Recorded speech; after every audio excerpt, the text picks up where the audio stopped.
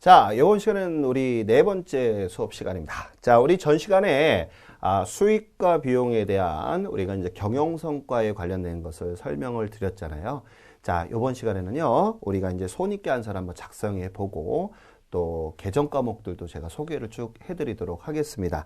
자, 먼저 우리가 그 교재에 나온 거 같이 한번 보도록 할까요?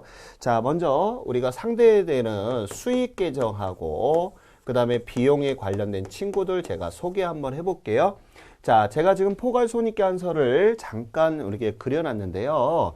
자, 우리가 대변에는 수익이 들어가고요. 그 다음에 비용을 빼주면 뭐가 나온다? 당기순익. 여기까지가 우리가 이제 당기분에 관련된 수익과 비용을 적어놓은 자료다 해서 우리가 이것을 당기에 이뤄놓은 자료다 해서 우리가 어려운 말로 당기 업적주의다라고 얘기를 했어요.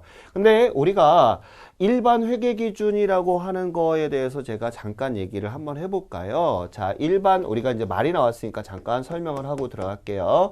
자, 우리가 원칙이라고 하는 것을 우리가 1교시 때 잠깐 설명을 했죠. 갭이라고 하는 것을 설명을 했어요. 자, 우리가 이 원칙은 우리나라에서만 한번 보도록 할게요.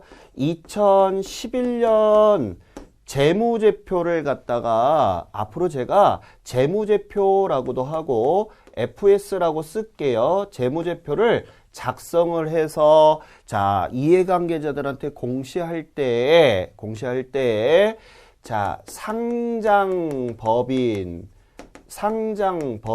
아유 말이 어려운 게 하나 툭 튀어나왔어요.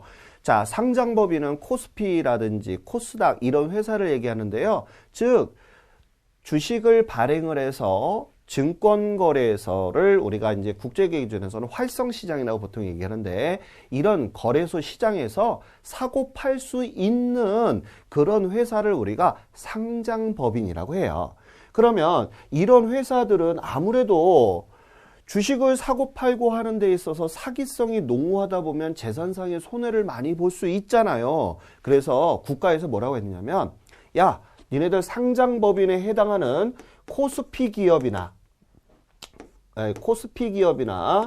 또는 코스닥에 관련된 회사는 즉 상장법인에 관련된 회사는 우리가 앞으로 2011년 재무제표 작성하는 것서부터 국제회계기준을 따라서 재무제표를 작성해 라고 의무적으로 우리가 정했다는 점 알아두시기 바라요. 그러면 선생님 이게 무슨 뜻이에요? 한국이 채택한 국제회계기준의 줄임말을 우리가 KIFRS다라고 얘기를 합니다. 그래서 상장법인은요 무조건 몇 년도서부터 2011년 이미 지났잖아요. 그죠? 그 전서부터 상장법인은 국제회계기준에 의해서 재무제표를 작성하고 있다는 점이고요. 그 다음에 우리가 현재 기업을 분류를 하게 되면 어떤 경우가 있느냐 하면요. 바로 자산, 우리 아까 전 시간에 우리 자산이라는 거 배웠잖아요. 자산이 100억, 자, 100억이 이상 되는 기업은 자산이 100억 이상이 되면 어마어마하잖아요. 그죠? 이런 회사들은 아마 내가 주식을 사고 팔고 하지 않더라도 회사가 튼튼해져야 되잖아요. 거기에 관련돼 있는 부수적인 이해관계자들이 손해볼 수가 있기 때문에 이런 것들을 감시, 감독할 수 있는 그런 직군을 우리는 공인회계사라고 합니다. 그런 회계사들에 대해서 감사를 받는데요. 즉 외부 감사를 받게 됩니다. 야, 얘가 원칙을 잘 지켜서 하고 있는지 안 하는지를 감독을 해야 될 거 아니에요.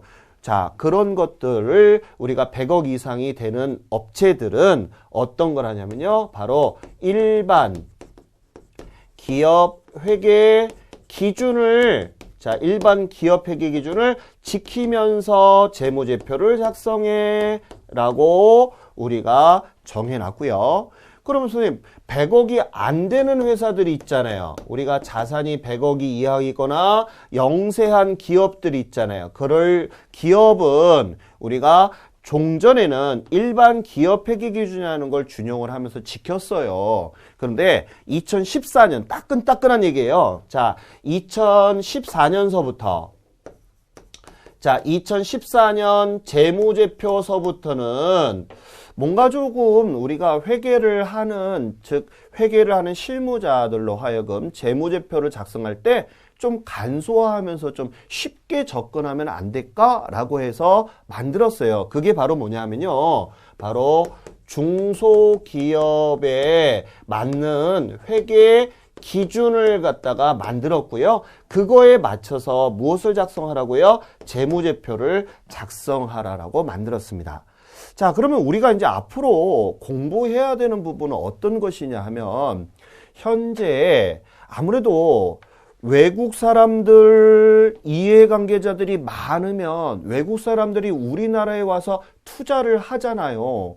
그러면 외부 사람들한테 투자금을 많이 받게 되면 기업이 돈이 많다 보니까 모든 그런 사업적인 것도 많이 벌릴 수도 있고 좋은 거거든요. 그래서 국가에서는 뭐라고 하냐면, 야, 앞으로 국가검정고시라든지 이런 것 등은 국제회계 기준에 맞는 것들에 대해서 시험을 출제하라라고 지금 현재 진행되고 있습니다. 그러다 보니까 제가 기초 강좌에서도 국제회계 기준에 맞는 강좌를 지금 하는 것이거든요. 그래서 일단은 우리가 이 원칙이라고 하는 것은 이렇게 크게 세 가지 기업회계 기준에 맞춰서 하고 있다는 점을 알아두시고요. 어느 분이 그런 얘기를 하더라고요. 선생님, 이 기업회계 기준은 법입니까? 법은 아니에요. 우리가 헌법 하에 있는 뭐 여러 가지 법들이 있는데 그 법은 그 법하고 이거하고는 다릅니다. 이거는 우리가 꼭 지켜야 되는 하나의 지침서 같은 것이지 법하고는 약간 좀 다르다는 겁니다. 다만 이 부분을 지키지 않았을 때는 제재 요건이 따르겠지만 법하고는 약간 다르다는 점 알아두시고요. 꼭 지켜야만 된다는 점 알아두시기 바래요. 자, 그러면 우리가 이제 포괄손익계산서 제가 설명했는데요. 자, 우리가 단기에 우리가 수익과 비용을 가지고 단기 순이익을 했잖아요. 그럼 여기까지를 우리는 뭐라고 하느냐면요. 단기에 있는 것이다. 그래서 단기 업적을 가지고 했다 해서요. 우리가 단기 업적주의를 지키고 했었는데 국제계 기준에서는 단기 업적주의가 아니라 뭐까지? 자, 포괄적인 정보까지도 같이 포함해서 이해관계자들한테 자, 전달해 라고 해서 이것을 우리는 포괄주의에 의해서 손익계산서를 작성을 하고 있다는 점 참고만 하시면 될 것 같아요. 자, 그러면 자, 이제 드디어 개정 과목 우리 자, 비용하고 수익에 대한 개정 과목들 잠깐 한번 들어가 볼까요? 자, 우리 먼저 상품을 자, 상품 매출 이익과 또 상품 매출 손실이 나와 있네요. 자, 상품을 비싸게 팔아서 이익 봤다. 자, 거기에서 우리 용어 하나 배워요. 자, 원가가 뭐고 매가가 뭐예요? 그러면 처음 공부하시는 분들이 무슨 말인지 잘 모르거든요. 자, 원가는 두 가지 개념이 있는데요. 우리가 상품에서만 봐요. 자, 원가는 사온 가격이에요. 제가 예를 들어 분필 장사를 하게 되면 분필 공장에서 제가 100원에 주고 사왔어요. 저는 분필을 판매할 때 100원에 사왔으면 100원에 안 팔잖아요. 예를 들어 200원에 팔았다면 자, 100원을 무슨 가? 사온 가격을 원가, 파는 가격을 우리는 판매가에 줄여서 뭐라고 한다? 우리는 매가라고 하는 거예요. 그럼 100원에 사와서 200원에 팔면 얼마큼? 100원만큼 비싸게 팔았잖아요. 이것을 우리는 뭐라고 얘기한다? 시작. 상품 매출 이익이라 하고요. 이것은 무슨 계정? 수익이라 하고요. 반대로 내가 100원에 사갖고 왔는데 어머 큰일 났어. 비가 많이 와서 분필이 물에 젖었어요. 그럼 내가 비싸게 팔 수가 없잖아요. 그래서 100원에 사왔는데 70원에 팔았다면 30원만큼 손해봤죠? 그러면 이것을 우리는 뭐라고 한다? 상품 매출 손실이라고 한다는 점. 자, 알아두시고요. 그 다음에 또 이자를 받으면 뭐라 한다? 이자 수익. 반대로 이자를 주면은 뭐라 하자? 이자 비용. 이렇게 쓰고요. 그 다음에 여러분들이 제일 많이 틀리는 게 뭐냐면요. 이거예요. 임대료하고 임차료. 이 회계 공부를 1년 이상을 했는데도 불구하고 이 개정 과목을 모르는 친구들이 대딱 많아요. 자, 임대라고 하는 것은 우리가 왜 길 가다 보면 임대문이 뭐 이런 얘기 많이 붙어 있잖아요. 건물을 빌려주는 거예요. 근데 뭘 받고? 그쵸? 돈 받고. 그래서, 자, 우리가 보통 임대료 내야 돼. 이런 얘기는 틀린 거예요. 임차료 내는 것이죠. 그래서 내가 건물을 빌려주면서 돈 받는 거는 수익이잖아요. 그래서, 자, 빌려주면서 집이나 건물을 빌려주고서 받는 거, 이거를 우리는 뭐라고 한다? 임대료라고 하고요. 그 다음에, 자, 임차료라고 하는 것은 빌려 쓰고 돈 내는 것을 우리는 뭐라고 한다? 임차료라고 해요. 그래서 우리가 건물을 내가 빌려주고 받는 거 임대료, 집세를 받으면 임대료, 집세를 주면은 임차료, 요렇게 머릿속에 담아주시면 좋겠네요. 자, 그 다음에 또 뭐가 있냐면요. 수수료 수익 또는 수수료 비용 이렇게 나와 있는데요. 자, 수수료 수익이라고 하는 친구는 어떤 거냐면 행위 같은 거를 제공을 하고서 받을 때 이런 거를 우리가 수수료라고 해요. 어떤 것이 있냐면 예를 들어서 세무서 사무실에다가 기장 의뢰를 했어요. 공짜로 안 해주잖아요. 이런 것도 수수료. 그 다음에 우리가 왜 보안 회사들 많잖아요. 뭐 S1이니 무슨 여러 가지 회사가 많은데 이런 데도 마찬가지 보안. 그 다음에 무슨 변호사라든지 또 무슨 행위를 제공하고서 할 때 이것을 우리가 수수료라고 하는데 이때 수수료를 받으면 수수료 수익, 수수료를 주면은 뭐라 하자? 수수료 비용이라 한다는 점을 꼭 알아두시고요. 그 다음에 또 뭐가 있어요? 자, 단기 매매 금융자산 처분이익이다. 처분이란 얘기는 팔았던 얘기잖아요. 비싸게 팔면 당연히 이익이 생기는 거죠. 반대로 손해보면 처분, 손실 이렇게 생긴다는 점 알아두시고요. 그 다음에 또 우리가 대표적인 거 잡이익 또 잡손실 한번 볼까요? 자, 잡이익이라고 하는 친구는 뭐냐 하면 잡다한 이익들을 얘기하는 거예요. 예를 들어서 회사에서 무슨 폐유지라든지 이런 것 등을 팔아서 이익을 생긴다든지 아니면 내가 길 가다가 돈을 주웠다든지 이런 것들이 있잖아요. 이런 것을 우리가 잡이익. 그 다음에 돈 잃어버리거나 그럴 때 우리가 또 시제가 안 맞아서 모자라는 경우도 있잖아요. 그런 것을 우리는 잡손실이라고 얘기를 합니다. 자, 그 다음에 우리가 이제 비용에 관련된 친구도 쭉 한번 보게 되면 자, 급여서부터 잠깐만 볼까요? 급여. 자, 우리가 이제 어떤 책을 보면 급여하고 임금이라고 하는 게 나옵니다. 자, 급여라고 하는 것은 어떨 때 쓰냐면 보통 사무직에서 일하는 화이트 칼라 를 얘기하는 것이고요. 임금은 우리가 기술자들 우리 급여 같은 거를 얘기를 해요. 그래서 생산에 참여하는 생산직에 있는 거나 기술자 이런 사람들을 우리가 임금이라고 해요. 그래서 왜 가끔가다 신문에 보면 임금투쟁이라고 하는 것은 사무실에서 일하는 사람보다도 누구? 그쵸? 기술자들이 급여가 적다 보니까 그거에 대해서 한다는 그런 내용이겠죠. 자, 이래서 우리가 급여하고 임금의 개념 머릿속에 담아주시고요. 자, 그 다음에 또 뭐가 있냐 하면 여비교통비라고 하는 것은 말 그대로 우리가 예를 들어서 제가 서울에 있는데요. 제주도에다가 회사에서 출장을 가라고 명을 받았어요. 그러면 제주도까지 어떻게 가요? 자, 버스를 타거나 택시를 타게 되면 돈 내야 되잖아요. 여비교통비. 그 다음에 제주도에 갈 때 비행기 타도 여비교통비. 자, 도착을 했어요. 도착을 했는데 하룻밤 자야 되잖아요. 여비교통비. 자, 그 다음에 내가 밥 먹어야 되잖아요. 여비교통비. 그죠? 이런 것들. 자, 이런 것들은 우리가 여비교통비라 하고요. 그 다음에 통신비라고 하는 것은 우리가 전신전화요금이라든지 핸드폰, 인터넷 여러 가지 많잖아요. 자, 이런 것을 우리가 통신비라 하고요. 그 다음에 수도광열비는 수도요금이나 열리는 데 나오는 거, 석유나 등유나 이런 것들이 있잖아요. 그런 것들을 우리가 전기요금 이런 것도 마찬가지 수도광열비라는 것입니다. 다만 공장에서는요. 좀 별도 개념으로 써요. 어떻게 쓰냐. 우리가 사무실 같은 경우는 상수도 사업본부에서 우리가 수도요금이 청구가 되지만 공장 같은 데는 그 수돗물을 쓰게 되면 감당할 수가 없잖아요. 그래서 지하수에서 땡겨서 쓴단 말이에요. 그렇기 때문에 그런 것 등을 우리가 원가액에서는 수도광열비를 안 쓰고 가스수도비 이렇게 쓰고요. 또 전기요금을 전력비라고 따로 이렇게 분류하는 경우도 있어요. 자, 그 다음에 써서 없어지는 물건을 사서 쓰면은 우리가 소모품비라고 그래요. 어떤 게 있을까요? 이런 품필. 금세 달잖아요. 또 장부, 그 다음에 볼펜, 여러 가지 소모품적인 거, 면장갑, 이런 것들 전부 다가 우리가 소모품비라 하고요. 그 다음에 이제 우리가 세금가 공가. 자, 세금가 공가를 보시게 되면 많이 씁니다. 자, 세금과 공과는 어떤 게 있냐면 기업이 영업용으로 사용하는 자동차에 관련된 제세공과가 많아요. 뭐 환경 오염이라든지 자동차세라든지 이런 것들을 우리가 또 재산세 이런 거 전부 다 세금과 공과라고 써요. 또 우리가 기업들은 상공회의소에 가입을 하거든요. 그러면 우리가 또 협회비를 내는 경우가 있거든요. 그런 협회비. 그 다음에 또 제가 예를 들어서 주류협회다 하면 주류협회에다가 내는 협회비 같은 거 이런 것들을 우리가 뭐라고 쓰냐? 세금과 공과라고 쓰고요.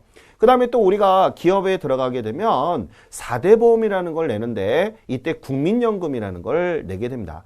근데 우리가 회사에서는 50%는 본인이 부담하고 50%는 또 사업주가 부담을 하거든요. 그래서 사업주가 낼 때 국민연금을 우리 뭐라고 하냐면 세금과 공과라고 씁니다. 자, 그 다음에 이제 보험료 같은 경우가 나와 있잖아요. 자, 보험료는 뭐 화재 보험료니 자동차 보험료니 이런 것을 줄여서 우리가 보험료 이렇게 쓰고요. 그 다음에 TV나 자, 우리가 라디오 같은데 매스컴 같은 데서 우리 회사를 알리기 위해서 쓰는 돈을 뭐라고 한다? 우리는 광고 선전비라고 하죠. 그 다음에 또 운반할 때 든 돈을 무슨 비? 운반비라 하고요. 그 다음에 또 차량 유지비는 자, 차량에 관련된 거예요. 기업에서 영업용으로 쓰고 있는 자, 차량을 하려면 첫 번째 기름 넣어야 되잖아요. 자, 기름 넣을 때 쓴 돈을 뭐라 한다? 차량 유지비. 그 다음에 타이어가 펑크가 났어요. 이럴 때도 우리가 수리를 해야 되잖아요. 그쵸? 그런 것들을 우리가 수선비라고 적지 않고 뭐라고 한다? 차량 유지비. 또 엔진 오일을 갈거나 여러 가지 수리를 하는데 들어가는 것도 전부 다 뭐라고 하자? 차량 유지비. 그러면 차량이 아닌 기계가 망가졌다거나 이럴 때는 어떻게 써요? 그럴 때는 수선비 이렇게 계정 과목을 쓰면 되겠죠. 자, 그 다음에 이제 도소인쇄비가 있네요. 자, 도소인쇄비는 뭐 이런 우리가 일반적으로 복사를 하거나 또 제본이라든지 사진 현상을 한다든지 이런 것들 또 기업 은행 같은 데 보면 잡지 같은 거 사놓기도 하고 또 회사에서 전문 서적 사는 경우도 있잖아요. 그럴 때 우리가 뭐라고 쓰냐 하면요. 도소인쇄비라고 써요. 자, 나머지 거기 뭐 보니까 단기 매매 금융자산 처분 손실 또 뭐 여러 가지 손실 뭐 이런 것들이 많은데요. 그런 것들은 우리가 차츰차츰 보면서 들어가자고요.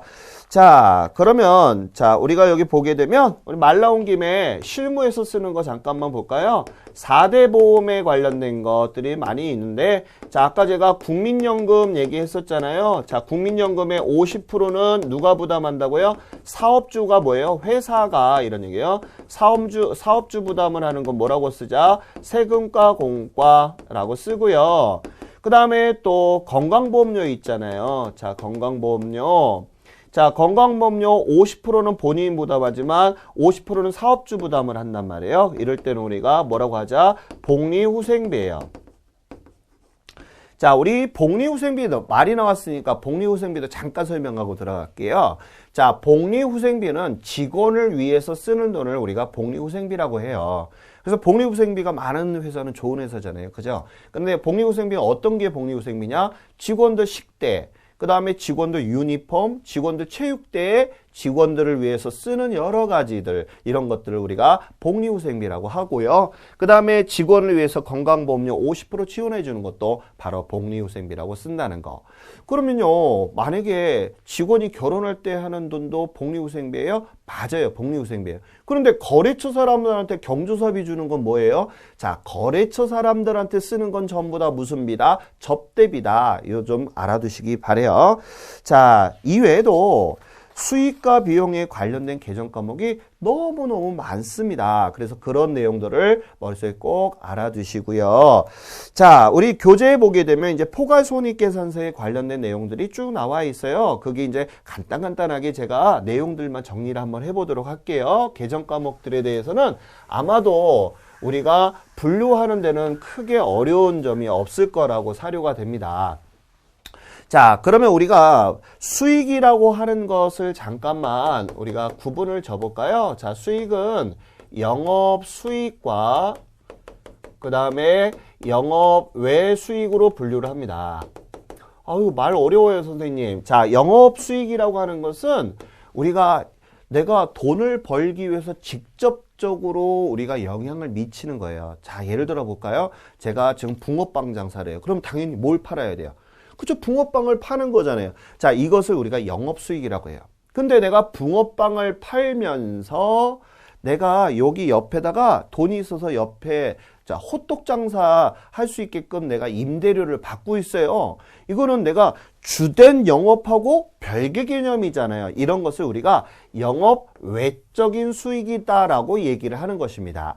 그래서 뭐 임대료를 받는다거나 또는 이자를 받는다거나 이런 것 등을 우리가 영업 외 수익, 이렇게 우리가 수익과 비용을 크게 두 가지로 구분해요. 영업 비용이다.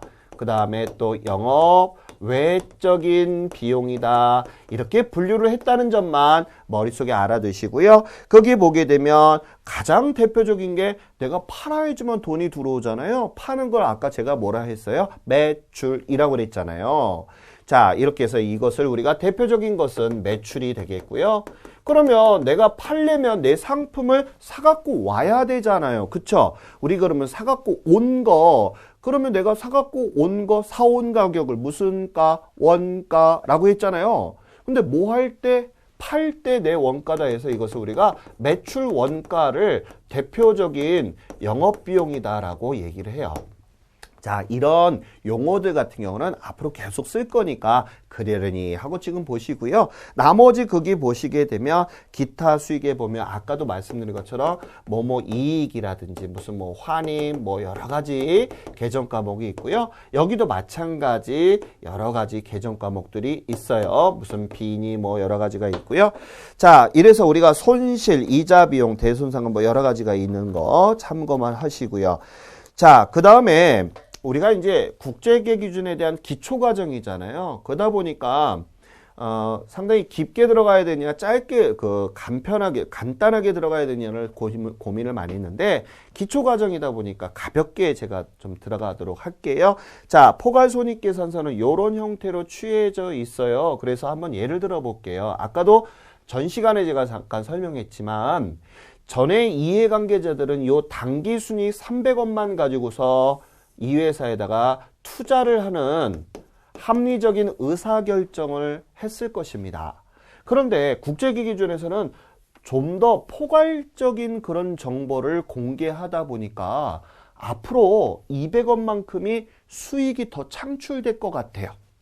그러다 보면 이 회사의 수익은 더 늘어나는 현상을 하다 보니까 주가는 어떻게 된다? 올라갈 수 있다는 얘기잖아요. 그렇게 되면 어때요? 이 회사의 주가는 계속 올라가게 되니까 주주들이 주식을 팔지 않겠죠. 이런 정보까지를 공개해라고 하는 게 국제기 기준이고요. 이런 포괄적인 정보까지 우리가 포함하여 총포괄손익을 우리가 포괄주의라고 아까 제가 얘기를 했잖아요. 그래서 이렇게 재무제표를 작성을 하는데 이때 우리가 손익계산서를 작성하는 방법은 우리가 여러 가지로 나눠져 있어요. 어떤 것이 있느냐면요.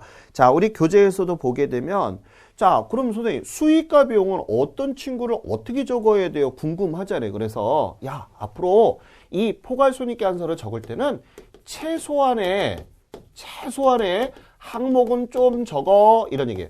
최소한의 항목이 뭐냐고요? 수익과 비용에 관련된 것은 최소한 적어. 그냥 딸랑 비용 하나 이렇게 적고 딸랑 수익 이렇게 적는 게 아니라 자, 비용 중에서도 월급 급여가 있을 것이고 또 판매비가 있을 것이고 이런 그 항목들을 정해놨는데 그게 바로 매출액이라든지 또 내가 은행에 이자가 나간다는 금융원가라든지 뭐 이런 것 등이 우리 교재에 나와 있죠. 이런 것 등을 좀 적으라는 거고요.